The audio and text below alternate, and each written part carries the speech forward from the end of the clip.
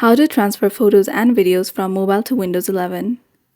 Hello guys, this is Sarah from Create, Login and Delete. Let's get started. So the first method is using Google Drive. So you can upload whichever photo and video that you want to share in your Google Drive.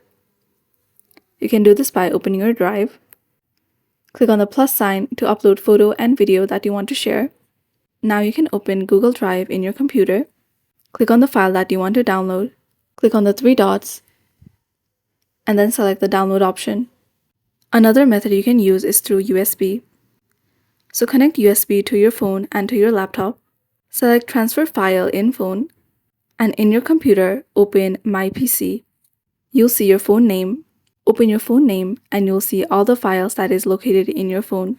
Copy the photo or video that you want to share from your mobile to your Windows 11 and then paste it in your computer in another folder. So this is how to transfer photos and videos from mobile to Windows 11.